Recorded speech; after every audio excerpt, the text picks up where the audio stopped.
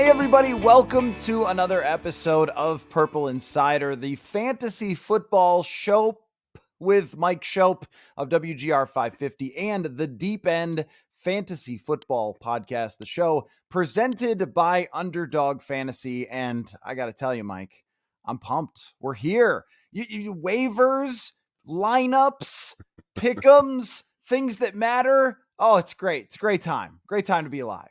It is. Once I get through waiver stuff in all my leagues, then I'll feel better. Like by tomorrow, a lot of the high stakes leagues run on Wednesday night. Now, this is not underdog best ball, which is so beautiful because you don't ever have to touch it. You just sort of find out at the end how you did. But that season is over. So, I mean, pick'ems are certainly not over. That's just kind of starting. But in terms of the big money fantasy leagues, tonight is really, I mean, it's a relative term, but it's hard work. I mean, it's not really work. It's just when as I've told you off the air, I drafted a couple of main event teams over the weekend, and there's not so much to do there because you kind of knew everything by Saturday and Sunday, who the handcuffs were, where the injury risks lie, all that.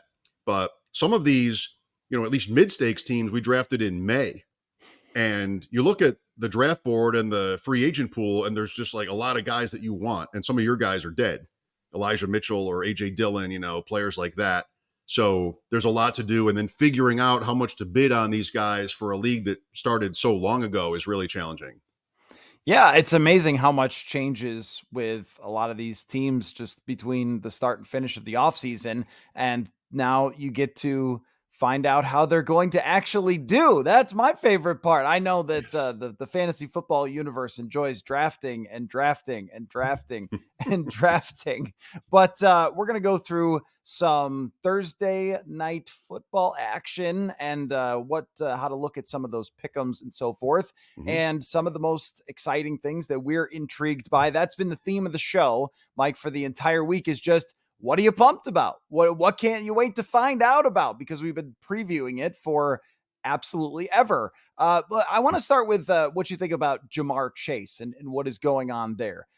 Personally, I'm not really sure what his end game is here. If they're not going to give you a contract this year, which is their right to do, then you play out the year and you get paid next year. And even Justin Jefferson got banged up last season. That did not prevent the Minnesota Vikings from giving him $35 million a year. I think that Jamar Chase should just, go out and play. And a lot of times that's what ends up happening. But do you factor this in, what has gone on with him in training camp? Yes. So my read on it is he probably thinks he can win, or at least he wants to find out. I mean, what happened with Brandon Ayuk, that was a win for Brandon Ayuk. It was a win for Jefferson. It was a win for CeeDee Lamb to hold out in Dallas. I think we'd all have to say that. So I kind of think sort of on a base level, you might as well try. Trent Williams, I mean, I don't know. He had a lot of leverage in the end because Ayuk happened, and they just sort of felt like they probably had to do it. Cincinnati is a tough nut. I mean, that's not a team where you can just assume you're going to get your money. But Chase is finding out. And in terms of pick'ems or fantasy football, it's almost impossible to know how it will go. There are examples of players in this kind of situation who just stay away. Le'Veon Bell did that, and he would have been a top 2 pick in fantasy that year, and he got you exactly 0 points, and you probably lost. So you have to decide if you're still drafting, like tonight or something, with the opener on Thursday, what kind of risk tolerance do I have? Because it's really impossible to know what's going to happen. You can't get in his head. I mean, if he thinks it's better for him long term, if he's willing to miss the season, which is going to be his public position, then okay. Again, it's a team that is notorious for being tight. He might think it's best for him to get out of there, but also he could walk in the door today, and that's what's happened other times too. He's been around, which makes it even a little bit more complicated. So I think if you haven't drafted yet, Chase was going in that like 4 to 7 range pretty much all summer with Jefferson, with Tyreek Hill, who would sometimes usually go ahead of them, and Amon-Ra St. Brown. Then you get to A.J. Brown, Garrett Wilson. At this point, I feel like there's so many comparable options that I would probably pass on Chase. But you get to a point, or I do, where it just feels like a little bit too good to be true. The tournament stuff is mostly all drafted, not entirely though. And out there in Vegas this week and in these final main event drafts, there'll be teams perhaps getting Jamar Chase at the 1-2 turn, and they're going to love it. They're just going to have to cross their fingers that he, shows up and, plays soon, if not by Sunday. Now, you are right that the other wide receivers have gotten it resolved, and Jefferson's was very early. CeeDee Lamb, it was almost like Jerry Jones told everyone, we're doing this on purpose so you talk about us, which is a 90s Jerry Jones thing with the NFL needed that. That doesn't need it anymore, but that's just how he does business. But with Cincinnati, you are right that if any team is going to dig its heels in and say, we are not going to pay you, then it's probably them. But as high as he was drafted, his salary makes him a fairly wealthy man. I mean, that is a lot of money to leave on the table if he's going to just sit home and not play, waiting for another contract that will pay him even more money. I think with players of this caliber, even if it gets a little ugly, they usually get resolved. And we saw that from the San Francisco guys. And we saw that from Chris Jones last year. Chris Jones, I believe he sat out week 1 and then got it done, came back. And by week 3, he was Chris Jones. And by the Super Bowl, he was pressuring Brock Purdy and helping them win. So I think that it will end up going that way. But even if he misses a week or 2 weeks in comparison to some of the other top wide receivers, this could end up having an impact on how many points you end up scoring. So that's one to definitely keep an eye on. But with contract stuff, I always lean toward it just benefits so much everybody to get something done that they probably should. And that's a Cincinnati team that I look at as having Super Bowl expectations, that they should be right in that conversation. But if he doesn't play for a significant amount of time, then who does that benefit most on Cincinnati?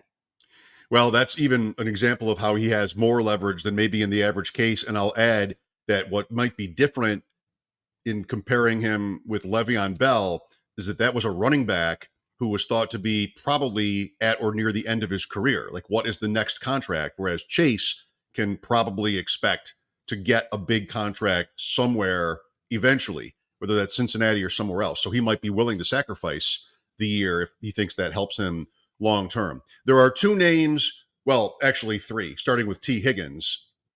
I mean, whose value goes up if Chase doesn't play? Of course, Higgins. He becomes Cincinnati's wide receiver 1. He's pretty good for a wide receiver 2, and very good, actually. So he becomes interesting as long as he's motivated. I mean, it was mostly about him over the summer, whether he wanted to be there. But I would think, you get on the field and you try to, there's a chance he's got an opportunity to really cash in with his next contract, depending on how this year goes. Then you have 2 players that are behind Chase and Higgins in Cincinnati, Andre Yoshivas from Princeton, and then Jermaine Burton, who was a day 2 pick, controversial, prospect from the college ranks. Everything I've heard and read this summer has been that Yoshivas, who played on the team last year, has been really impressive and is reliable, whereas Burton, and you've got Collinsworth dropping, or not Collinsworth, Herbstreit, dropping weird hints on their preseason broadcast about sleeping in meetings and whatever. Like, I haven't really sort of, other than his being behind Chase on the official depth chart, heard anything good about Burton. So I think Yoshivas becomes a late round, what are we playing? We're playing Pick'em, DFS, things like that. I wouldn't be afraid to click on his name because there is the potential that he becomes pretty relevant in that offense. And they have Mike Gesicki as well at tight end, who might get an uptick from a Chase absence. But Burton, back in the Underdog draft season, a fun name because we're playing for those late season weeks and he's a rookie and you're not so much worried about what's happening right now as what should happen in December. But in terms of like regular leagues where you're setting lineups now and everything else, he's tough to click on. If you hadn't gone into such detail about Yoshivas, I would have said, no chance that that's a real guy. But I think also the point there is when you start talking about those receivers, then Jamar Chase can be like, come on. Look at who else we're talking about. And I do think that sometimes it hurts a guy to sit out and have another opportunity for someone else because the quarterback there does good things for other wide receivers. And even when Jamar Chase got injured a couple of years ago, Joe Burrow was still very good during that time. But I think we all know that Jamar Chase will eventually be one of the best and highest paid wide receivers in the NFL. So that's one to keep an eye on there. But along with the theme of being excited about the start of the season, I want to know who you're most excited to find out about or to start finding out about in week one. So you've made a list of the players you're most interested in here. Okay. So you want to go back and forth? You want to give me one? I'll give you one, and we'll go back and forth here. Who are you most excited to find out? Where's the start of your list? I love that idea. I have a quarterback, a running back, two receivers. No, a quarterback, two running backs, a receiver, and a tight end. Does that fit with what you have? Do you have a list? You want to do that? Yeah. Do this that way? Yep. All right. Let's go. We'll rap battle style with the list. Back. Okay. Well, I'll give you my quarterback first, and I think maybe the most curious player, other than the rookies. I mean, you could name any rookie for this question. What does Jaden Daniels look like in the NFL? Is Bo Nix somebody who could have fantasy relevance and stay a starter? Any rookie works. Leaving the rookies out of it, I went with Kyler Murray because he's in a much better situation now really a veteran in the league, healthy, relatively new coaching staff, Marvin Harrison Jr. There's a lot of shine on the Cardinals right now and a lot of excitement about whether Murray might have even an MVP season in him. So he's one where I want to see it. In terms of fantasy football, he has been one of the most buzzy players, at least quarterbacks this summer. And I get it. I mean, in drafts, he's like quarterback 8 or something, not somebody, as we've talked about, strategy when it came to drafting. I'd like to wait. And Murray is one of these guys that I'm happy to pick in round 7 or whatever it is. But how high is the ceiling? With Harrison, with Trey McBride, who was excellent down the stretch last year, and a generally positive sounding situation in Arizona. He's my quarterback for this question. Somebody that I'm really curious about, excited to see what they look like. I also picked Kyler Murray. So let me pivot. With Kyler Murray, 2021 now feels a long time ago. He had an ACL in there. He had a complete franchise meltdown in there. But what you saw for maybe 12 weeks was what it can truly be when things are going well for Kyler Murray. And I also wonder just about the connection with his coach and how things have changed with their new regime. Because I think with Steve Keim and Cliff Kingsbury, it was a zoo out there. And I think Jonathan Gannon, who has some Vikings connections, I've always heard really, really good things about Jonathan Gannon, that they might be able to put him in a little bit more of a stable situation. Because I think what they would do is anytime something went wrong, they'd be like, why aren't you a better leader, Kyler? It's right. It's your fault. And I just don't think that's going to be their approach anymore. And getting him some extra weapons is, at least it puts a spotlight on Kyler Murray. I wonder how much he's going to want to run. If he's going to be the same runner after the ACL. So I'll pivot and I will go with Will Levis. They have done a lot to try to help Mr. Levis there. And the small sample was a guy just trying to throw the ball as high up in the air as he possibly could while being collapsed upon by pass rushers. Every time I saw a Will Levis highlight, it was like, throw the ball. Right. But he was somebody that was talked about by the draft analysis world as an elite prospect. The NFL did not agree, but Tennessee also did not go out and get some other veteran quarterback to compete with him in camp. They said, you're our guy. You're going to start here. I have read nothing of Tennessee's camp that has suggested one way or the other whether Levis is going to succeed, but they quietly, because no one really cares about the Titans, they quietly added a good amount of talent around him. And I think he could be somebody that nobody has really drafted or paid a lot of attention to, that we go, oh, wait, Will Levis is good now? Because that's just kind of the nature of the beast with second-year quarterbacks. Yeah, second round, second year makes it even sort of less certain. Yeah, it's a great call. They seem to be really ready to lean into a passing attack. We've talked about how there are a few franchises where there's going to be some cognitive dissonance this year because we've really never seen them be aggressive throwing the ball. The Bears, the Falcons, not always, but the Titans, another one, and they're kind of set up to do it. And they also, he's enough of a draft investment And your point about what they didn't do, they didn't even bring Tannehill back. Like you would bet on Levis to play the whole season. And if it goes really off the rails, then maybe not. But they're probably, what should they do? They probably should want to look at him, in full and see if they've got somebody they want to spend up on. So, in fantasy, he's super flex leagues where you have two, he's drafted and he's somebody that might, fit nicely if you had like an elite quarterback one. He's definitely a curiosity though. And, in a regular one quarterback league, you should be on waivers. And if you have an injury or something, you see maybe if he starts well, if you want to go to him. Yeah, and I just think of him as who did we all miss while we were doing our fantasy drafts? That you go, what? Wow, what? Wait, that guy ended up having a great season. Who you got next?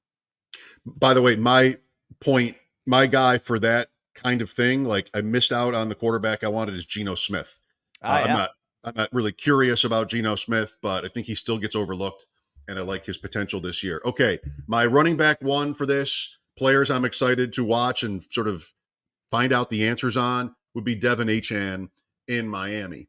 And the big question is, can he hold up? What kind of workload will they give him? Raheem Mostert is still there. He led the league in rushing touchdowns. Rookie Jalen Wright. Who knows exactly how much work they intend to give Achane. But last year, 130 touches, 11 touchdowns, on the ground alone, 7.8 yards per carry. They had a 70-point game against Denver that he starred in. Nobody would have started him that week because he was a backup and he didn't even play week one. You take that game out, and it's still an incredible, short, but incredible fantasy season for Achane. Second round pick. I'm all in. I mean, I just feel like the upside is so high. I can't resist it. The offense should be similar. The Dolphins, it's most of the same guys. I want to see, what happens, balance between Achane and Mostert, and just how high is the ceiling for Achane and the Dolphins.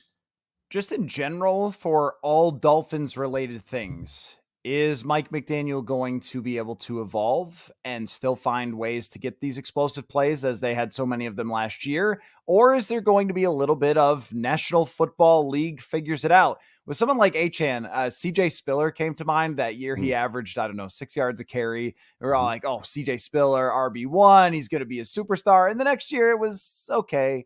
And then it wasn't really great after that. Is it one of those, or is this guy, I'll throw an old name for you, Napoleon Kaufman? Is it Napoleon Kaufman who can keep being that guy? Does he have that kind of speed and quickness and creativity to get him the football in space? I tend to think that he'll still be good and not like 8 yards a carry good, but right. There are some guys who are just truly special with the ball in their hands. We hear with Cordero Patterson, they just didn't do it enough. But then once other teams did, like, oh, there's something really there. And you don't need that kind of pace to win on the draft pick at all. Like you don't need 7.8 yards. You don't need that kind of touchdown efficiency. You just need, something, 2/3 of that is a home run when it comes to what you drafted. I think maybe the key for the Dolphins is, can Tua get better off script and not have them become so predictable? Because even when you think what they're going to do, Tyreek Hill running in full speed or Waddle behind the formation, stretching out the defense, putting that pressure on, it still should be great for the running backs. Sorry, I was mid sip there. Yeah, my fault. I saw more. You. No, you didn't read and anticipate. But no, I think we went through that with Cousins for a long time about, maybe he'll become more of a playmaker. They don't. They really don't. It's really, can McDaniel continue to adjust and tweak and show things that he showed before and change them? This is where Kyle Shanahan is just absolutely brilliant. You think we've got it figured out. Oh, when it's at this formation, it's this, and then it's completely something else. And someone's running wide open and you go, this defense is horrible. What are they doing? Yeah. I have Bijan Robinson. It's not a hot take. But last year I was told this guy's different.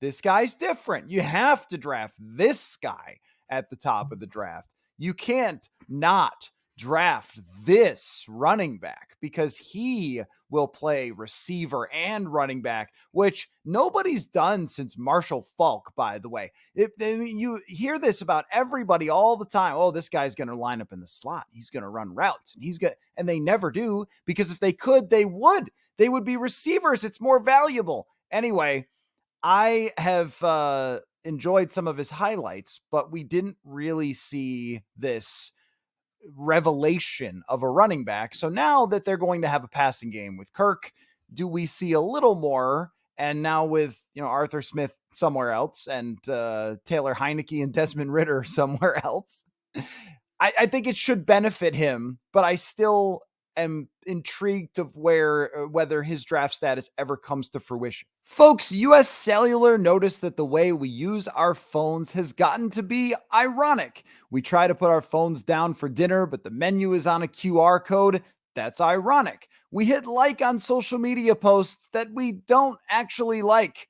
Ironic. Which is why US Cellular has created Us Mode to help us reconnect with each other and use our phones less ironically. A phone company wanting people to use their phones less?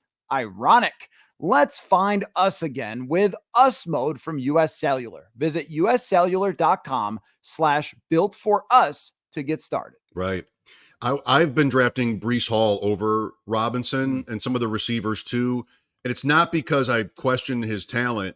And I've told you, we talk every week about the Falcons. Like I'm in on all of it, but it's Tyler Algier who was his complement in that backfield last year. And what it sounded like this year is that the plan is for something similar to that. That can still amount to a huge fantasy season for Robinson, but Algier is the guy I want to pick, 10 rounds later, because not only do you get perhaps that value, or he might even be a flex play with Robinson healthy. But of course, if you have Robinson go down, then maybe it's to the moon for a guy you picked, at the end of your draft. But, I agree. Like, how well did Robinson show? It was just such a weird team, archaic offense and strategy, and like never, you draft these guys so high and then limit them like that. It doesn't make any sense. This is the year, hopefully, where Robinson, Kyle Pitts, Drake London pop, and they look like the Falcons want them to be the players they drafted. Yeah, and I think that they have significantly upgraded their offensive style with Zach Robinson as their offensive coordinator there. That tree just has a lot of success. Not as much as success as your tree for broadcasters, but it is close for Sean McVay. Who's next on your list? Well, a different kind of choice, but I went with J.K. Dobbins. Oh. I mean, the Chargers, it's polarizing. You have people who have just forgotten about them. They were 5-12. Herbert is hurt already. He might be fine by this week. All the skill position players, talent that have left. But Jim Harbaugh, Greg Roman, there's a lot of success there. Herbert is really good if he's on the field. Dobbins has, what a tough career he's had. Great prospect out of Ohio State, but 2021, major knee injury, multiple ligaments, a hamstring injury too. 2022, he's saying he's back, but the same knee gave him problems. He missed half that season. Last year, it's all good. Third quarter, week 1, torn Achilles. I mean, no running back in history has come back from that. It's unprecedented. But if he's good, and we still don't know where the Chargers are likeliest to turn at running back, then that could be really good. And this is a guy who's even cheaper than Algier in drafts. So just kind of a what the heck late round pick in fantasy if you're still drafting or on waivers. It's so inexpensive. You might as well give yourself the chance that Dobbins, still has it. And so I'm curious to see what he looks like. And really, hand in hand is what the Chargers want to do with him. Is it Gus Edwards? Is it going to be Kamani Vidal or someone else? We don't know yet. But Dobbins has, such talent that if he's healthy enough, you might get something real out of him. One of the hardest parts of just football in general, but especially on the fantasy side, is trying to figure out the injury risk of a player like that. And even with Cam Akers, there was a report that Cam Akers was going to sign with the Vikings, and then they decided not to, and a physical is involved. And then he goes to the Texans, and he looks actually really good during the preseason. And he's had 2 Achilles tears, which you would think you would just want to run away 1,000 miles an hour from a player like that. And then I watch him play and I'm like, whoa, I mean, he looks like he's still got the burst, and it is 2024 with the science in the medical field that we have. So for somebody like that, I like that bet. To take him in the late rounds, because I just think we're getting better. It used to be if someone had an Achilles, you looked like Dan Marino in 1994 for the rest of your career, but that's not the case now. I'm going to go with all Packers receivers. I mean, this is maybe cheating, but I don't know which one to pick as the most interesting. The Packers people love Romeo Doubs. They love Dontavian Wicks, but I still am thinking that Jaden Reed might be the guy that Jordan Love ends up trusting the most, and somebody who it feels like Matt LaFleur believes in him in terms of the short passing game and the yards after catch game, which you can rack up if you're PPR person. You can rack up a lot of that. And then now I'm told that Christian Watson's hamstrings are the same size again. And that's interesting, I guess. And so like there's 4 of them, and I don't know which one is going to be the one who emerges. I think it will be one of them. My guess is Reed, but I want to find out if this group of Packers receivers, who I think are all talented, that if someone's going to be the alpha Packer there, it's at some point. Love it. We call these leagues where we're setting lineups each week redraft leagues as opposed to best ball like on Underdog. And they set up as a potential redraft nightmare.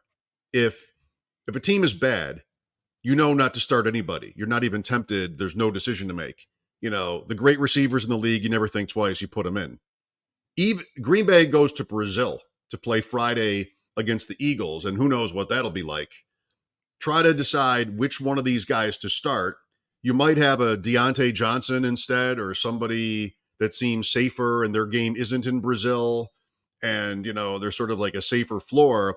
I think with the Packers, even if any of those 4 players has their biggest game, even like a really big game on Friday night, that's not necessarily going to tell you anything about week 2, because that's kind of what their second half was. Everybody's promising. You really do, hate to say it, you really do need an injury probably to get clarity on Green Bay. Romeo Doubs has some hand injury. I don't know yet what his status will be for Friday night. I just know that those guys have been told not to leave the hotel, I guess, in Brazil. A weird one, not a good thing, but yeah, I like them all. In best ball on Underdog this year, those were all easy clicks. Jordan Love is pretty easy, as a kind of a fallback for a starting quarterback in a redraft league. But which one of those guys? There's a good argument for all of them. Wicks, who was the cheapest, had the most fantasy hype. But even in the preseason, there was never really any evidence that he was going to play much, like a prominent enough role to make you want to start him necessarily in fantasy. Yeah, it's hard to figure out also if Watson's hamstring thing will keep him healthy for the entire year, because that would scare me. And also, just when you have other guys emerge, if that means Watson will be relegated to more of a deep type of role as opposed to being their number 1 guy, because when he was drafted high, it looked like, okay, he's going to be the guy that they lean on heavily, but then they draft all these other wide receivers as well. And so are they going to fit into, all right, you're the guy that goes deep, Reed's going to catch the underneath stuff? I don't know. I guess we're going to find that out. That's the whole point. And I'm also curious, even just to add on to that, about Jacobs in the backfield. Me too. Because they made that big move to move on from Aaron Jones and bring him in for a lot of money. And apparently he could have signed with the Chiefs and didn't want to, according to him, which is interesting. I'm guessing it was more guaranteed money to go to Green Bay. But that whole situation, I think LaFleur is good at running the ball. Will they improve with Matt LaFleur? So a lot going on there. I didn't know that about the Chiefs, but it might say something about them. Yeah, I don't know. I don't know if it's just him having a better deal with Green Bay and then telling someone, oh no, I didn't want to sign with the favorites. I wanted to sign with the underdog, as if Green Bay is an underdog. It's just, is that like a thing you say on a podcast? And then you're like, why did I say that? That's not real at all. I don't know, but that was an interesting comment that he said he could have signed there and decided to go somewhere else. Well, we'll get back to this later when we talk about tomorrow night's game, because Kansas City at running back they made a move recently and they could be interesting. I will say next, just to sort of, it's a comparison we've made a few times this summer, is the Green Bay receivers and the Bills receivers. And I'm definitely curious about that. My day job is talking about the Bills on WGR and just like what the balance, target share is going to look like. And the season starts Sunday, and I still have no idea at all. Is Curtis Samuel healthy? Maybe. Coleman, the rookie, Shakir, Kincaid, Knox, MVS. Like, I don't know. So they're similar to the Packers in like, which one do you start? Is that sturdy week to week? The easiest answer for that is Kincaid because he's a tight end. So you have a different, equation there when it comes to that team versus the Packers. The player I would go with next, number 4 for me, and I know I said earlier I didn't want to pick a rookie quarterback, but I am just so excited to check out the Malik Neighbors experience. Most analysts seem to have declared Daniel Jones as not problematic. Like that's the sort of knee-jerk thought. Like, well, why not draft Malik Neighbors in fantasy? Is because Daniel Jones isn't good, but there's just such a chasm for target opportunity with him. And you've got the beat reporters in a tizzy about how he moves and what he looks like. The draft capital is there. So I am definitely excited. Vikings Giants in week 1 to see if possibly Neighbors is a 10 catch player like right away as a rookie. I think I have a little bit more curiosity and excitement for him than even do Harrison at this point, just because there's been so much, said and, written about how he looks. Oh, I know. I was thinking the same exact thing that Harrison, there hasn't been a whole lot that's been put out there. He didn't play in preseason games. And so no one has seen him for a very long time. I was listening to Sam Monson and Steve Palazzolo talk about this the other night. And they were like, are we sure that Marvin Harrison exists? There have been no sightings of him on a football field since Ohio State. Right. But whereas Neighbors, there's a lot of clips that have been put out there. We saw preseason games, so everybody gets at least some view on him. Roma Dunze feels sort of the same way. Mm-hmm. Like, oh yeah, this top guy who was drafted that I just haven't heard much about because everything has been about Caleb Williams. You could bunch them. Let's find out about these rookie wide receivers. But I am also very interested in how this plays out in week 1 because the Vikings secondary has new players from even when training camp started. Stephon Gilmore is here. Fabian Morrow is here. Shaq Griffin didn't practice during the entire training camp, which doesn't seem like that's a great sign. So if there's an opportunity there for Neighbors, it's definitely this week against the Vikings. At the same time, they're going to probably sack Daniel Jones as well. So how many opportunities is he going to get? I love that one. The last one that I had was, obviously, Jordan Addison. Mm-hmm. Because I think the Vikings do want to throw the ball less and also from training camp. And I would do this too. Sam Darnold looked at number 18 and then he looked around at everyone else and said, no, number 18. And then he did it again and threw it to Jefferson over and over and over, and occasionally to our guy, Johnny Munt, and then back to Jefferson. And that, it's not to say that Addison didn't make any plays during training camp at all, but it was noticeable how much I felt like Darnold was leaning on wide receiver 1. And I thought, well, Addison will be fine. I don't think the suspension is going to happen anytime soon, but that does loom if you're talking about drafting players for the playoff race in fantasy at the end of the season, because that kind of projects to when he could get suspended depending on how it plays out in court. But I just want to know how Sam Darnold's going to distribute the ball, because we could so easily predict Kirk Cousins. You could write it down before the season and get within a handful of targets, get within a handful of yards with him. And now that's just not the case with Sam Darnold. So I want to find out what Jordan Addison does. Yeah, that's really interesting. So one of the cool things, the many cool things about the Underdog app is as you're drafting, and I ended up drafting enough teams to make this, something I really wanted to study, it gives you your exposure, how much sort of entry fee money you've invested in each guy, and then percentage. And I'm looking up Addison because he feels like somebody I didn't draft much of. A lot of these are team contingent, right? Like the Green Bay, Minnesota week 17 playoff game, which is the most important week in Best Ball Mania on Underdog. That kind of thing can tilt it. But I'm at 7.1% on Addison and not much in terms of like the big money leagues. Whereas I'm over 10% on Jefferson, just sort of logically, average is going to be 8.5 because you've got a 12-team league. So if everything was equal, you draft sort of the average guy 8.5% of the time.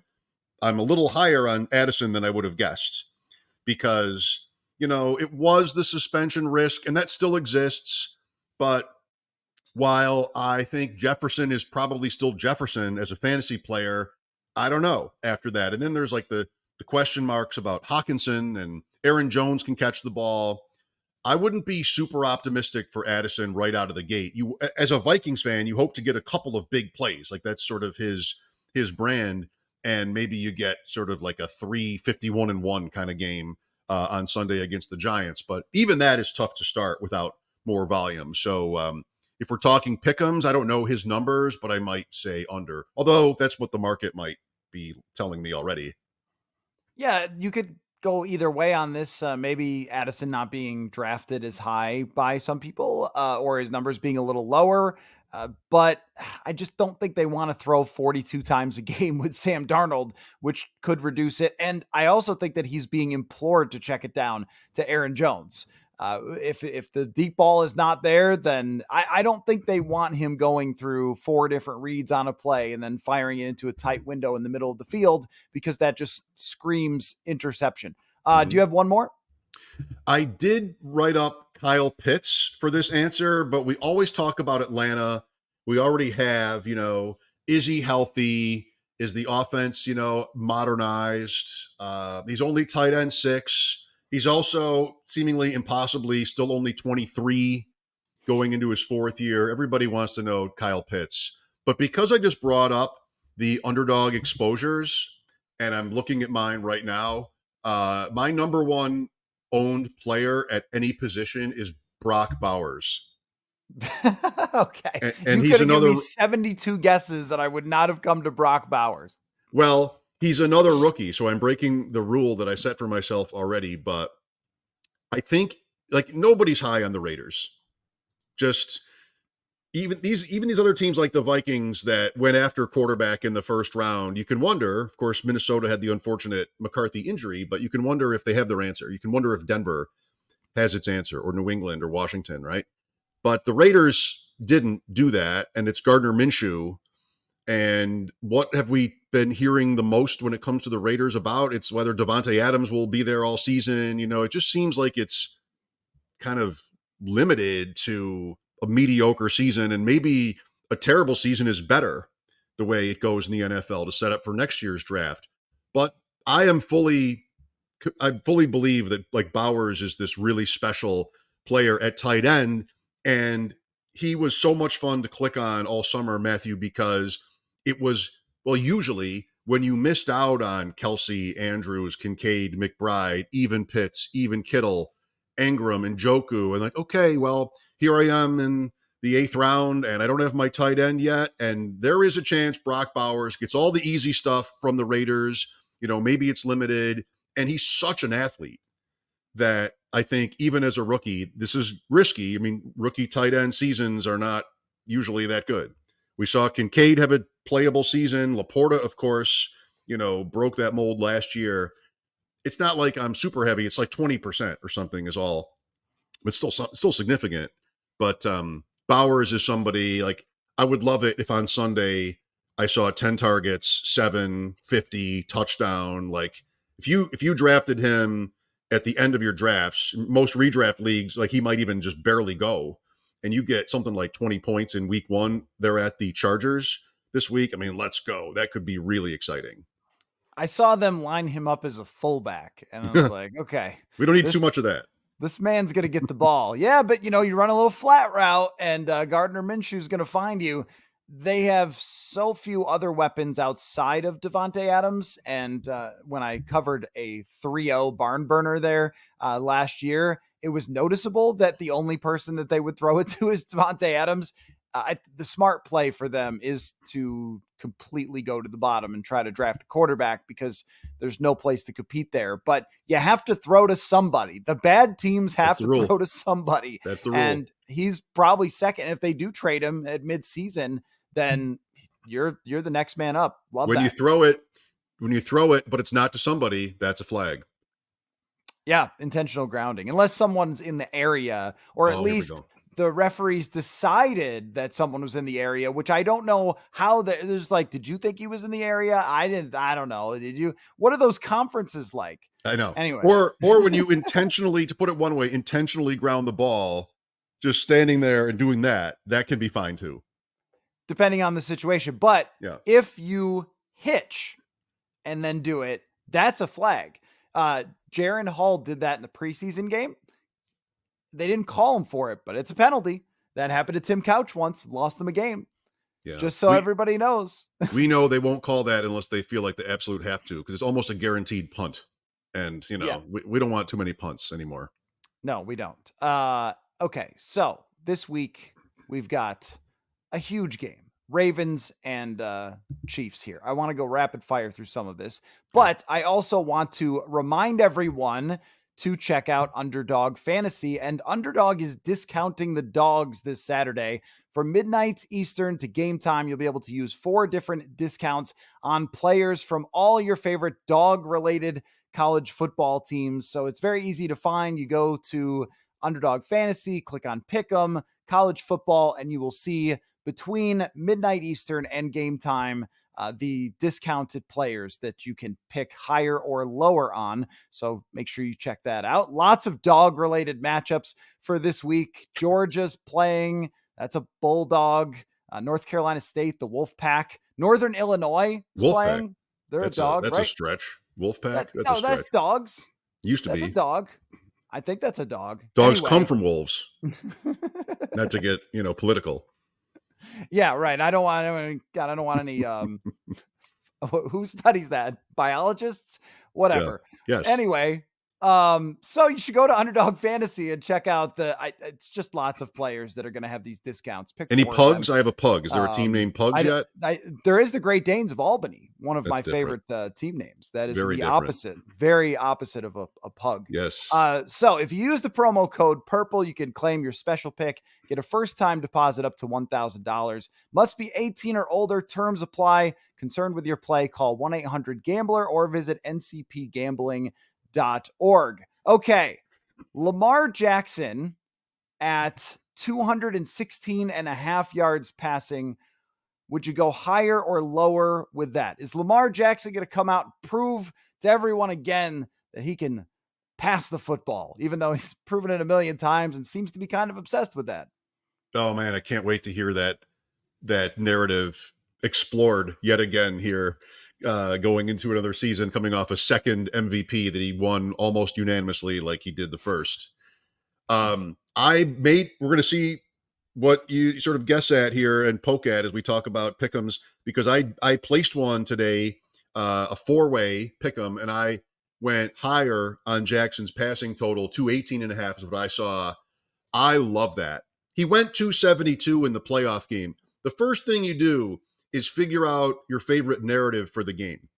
And if you happen to have the Ravens playing from behind, which they did that day, but they almost never did last year, you got to think any quarterback's going to get there on passing yardage, such a modest number. So 272 in the playoff game when they scored 10 points.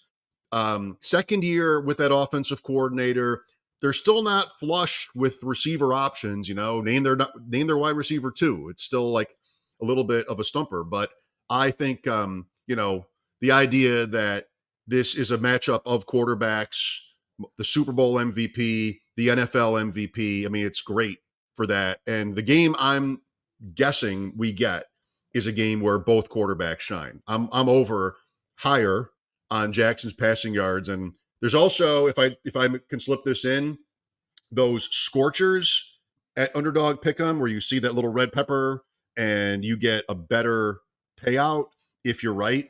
Jackson to score a touchdown is like 1.4x for this game, and I think he has a good night. And I think, if he does end up kind of, if you will, making a statement that he certainly really shouldn't feel like he needs to make, then I wouldn't mind mixing that in. I have no data on this whatsoever, so let me say that first. But it always feels like when they open the season with the matchup between memorable teams from the year before, the team that lost wins on the other side. I don't know why that is. Maybe it's motivation.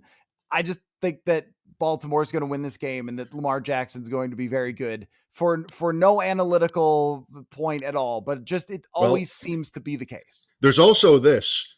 I mean, the Chiefs have won these rings. The Ravens, I mean, you really do want to respect how much winning they've done. Jackson in 3 years, when an underdog against the spread, is 7-0. He's not lost a game as a starter against the spread. Like his team is covered 7 out of 7 times. The most amazing thing about that is that's only 7 times. Like he's been hurt in there, but the Ravens have only been an underdog with Jackson as the starter 7 times in the last 3 seasons. They've covered every time. Yeah, I mean, I think they'd be my pick at +3. It's one of the worst things that's happened to how we view sports over the last 20 years, maybe, is everyone who doesn't have a ring is crap. And Yeah. they should all just feel ashamed constantly, even though Michael Jordan is playing here at quarterback for Patrick Mahomes. You're just a loser. You stink. I don't even know why you're putting a helmet on, Lamar Jackson, despite your 2 MVPs and your team that's always there. It's frustrating sometimes because that's the television dialogue that we've created. Anyway, Derrick Henry, 65 and a half yards. Would you go higher or lower on Mr. Henry? I think statement game for Derrick Henry.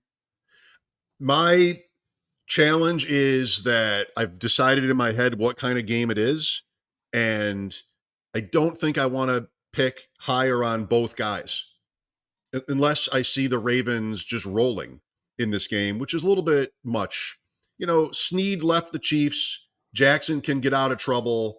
I think, it's a game where they're, in my opinion, expecting to be able to move the ball through the air, at least more than we sort of expect from them normally. And that makes me want to go lower on Henry. It's a pretty modest number, and I wouldn't want to bet against a Henry touchdown, right? I mean, I mentioned Jackson scoring, but he's not the goal line runner Josh Allen is. He's more just sort of in the open field, and then at the goal line, they do different things. Maybe that's Andrews. But my pick for this game is both Henry and Pacheco under. Their numbers, this is rushing yards.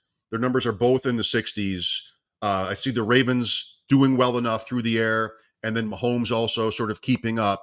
And, Henry doesn't really have this challenger in that backfield. Jackson is the challenger to his rushing totals, whereas Kansas City has Samaje Perine now.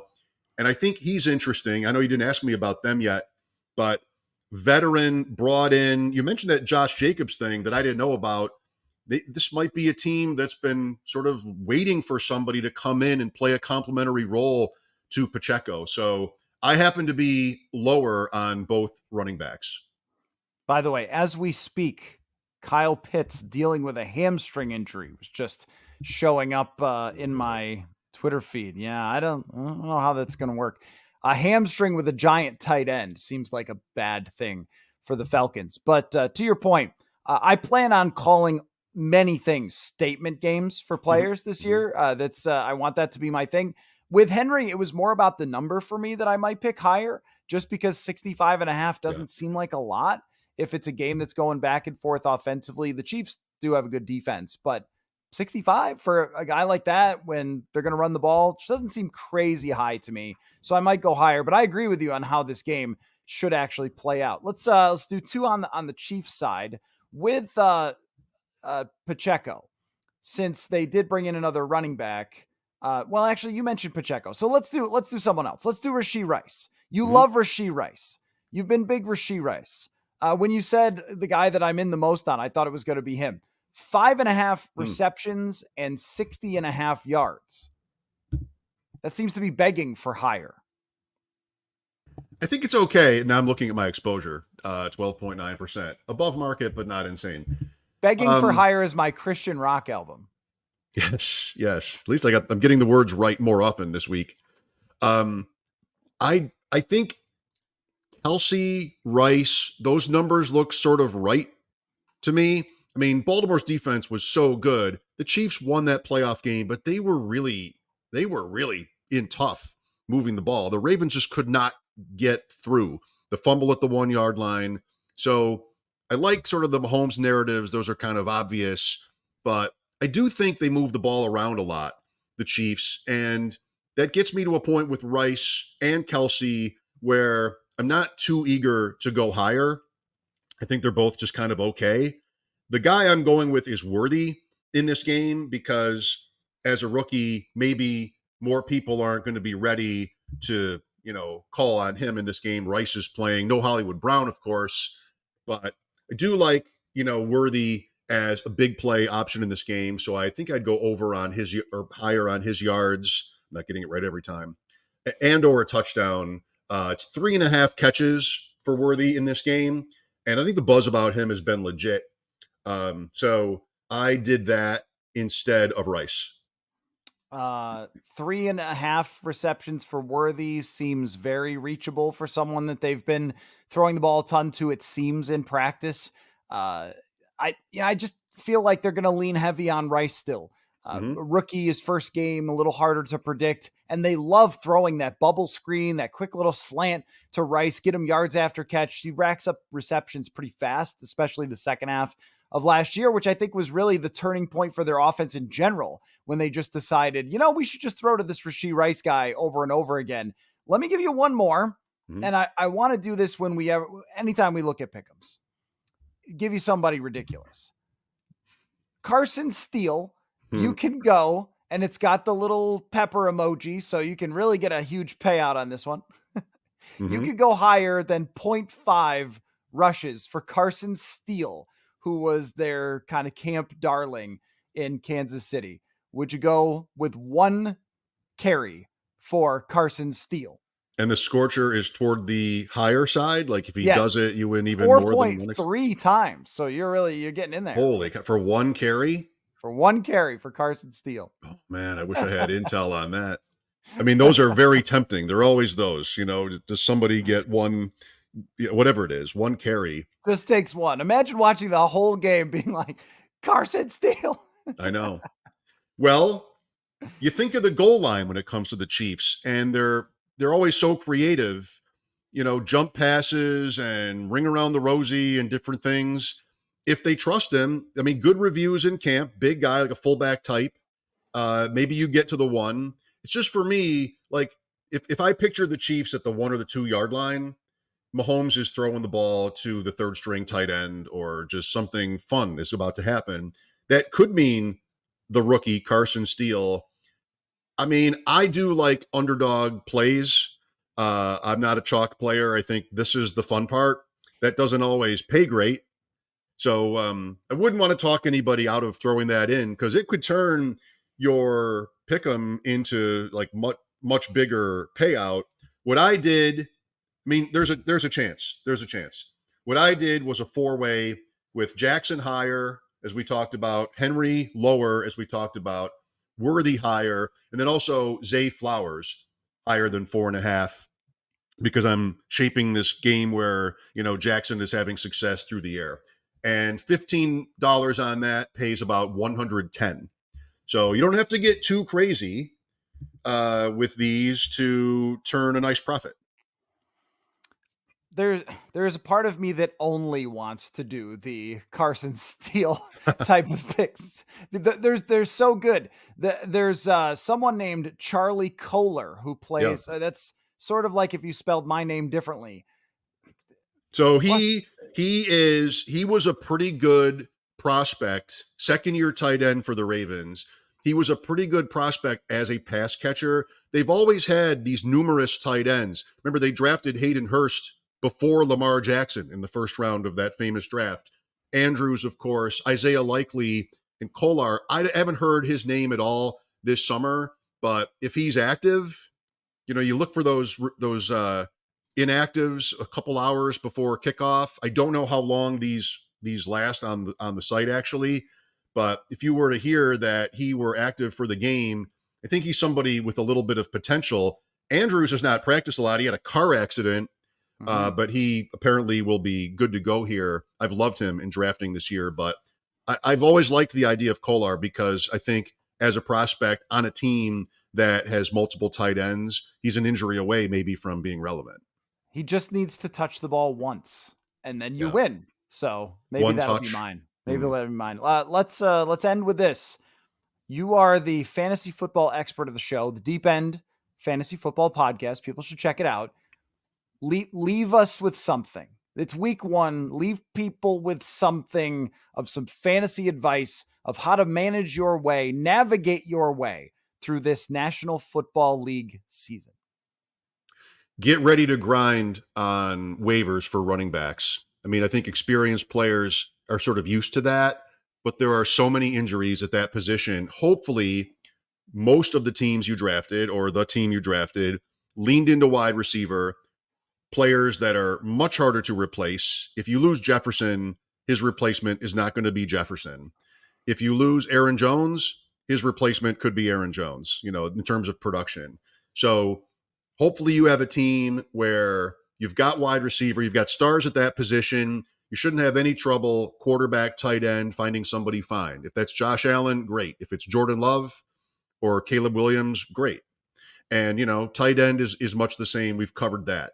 Running back is the tricky one. If you draft a team like that, I know this from experience, and we all laugh about it in the industry because this is always what you get in the comments.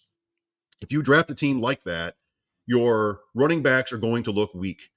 And your running back 2 it might be Tyler Algier.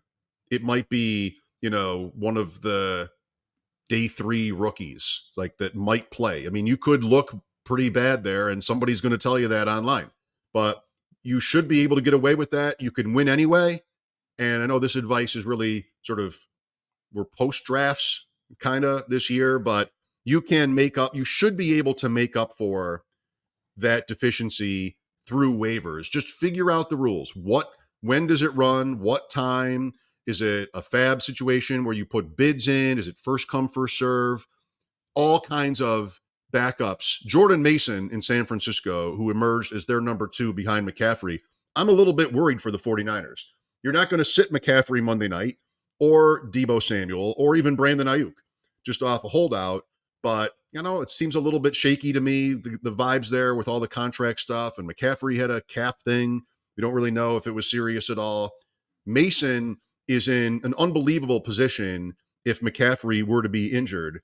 And I told you at the beginning about the waivers in the high stake stuff week 1. He'll be a big item tonight because a lot of these drafts happened before we thought that he was playing ahead of Mitchell or that Mitchell was hurt in San Fran. So my advice would be, and I'll try to, bring up names week to week here with Matt, is be ready to turn over that backup tight end you drafted after you had drafted, George Kittle. You don't need him. So those players, flush them for these running backs as you get news, and then you'll feel like, you might have a winning team, or I will. I'll feel like you have a winning team if you do that. Well, my advice was going to be to have a good time, have some fun, and use the promo code PURPLE at underdogfantasy.com. That's my advice. I knew you were going to say that, so I went a different direction. Well, I'm really looking forward to going through this season with you. Every week, you and I will record Wednesday morning, preview the Thursday night game, and dive deep into we're going to get into sit or play, and then we'll get into pick'ems and all sorts of things. So we're going to have a great time this season. So one more bit. Next Thursday is Buffalo at Miami. Oh, okay. All right. That'll be exciting. Very good. All right. Well, thanks for your time, Mike. And we'll talk to you next week. Thank you. Bye.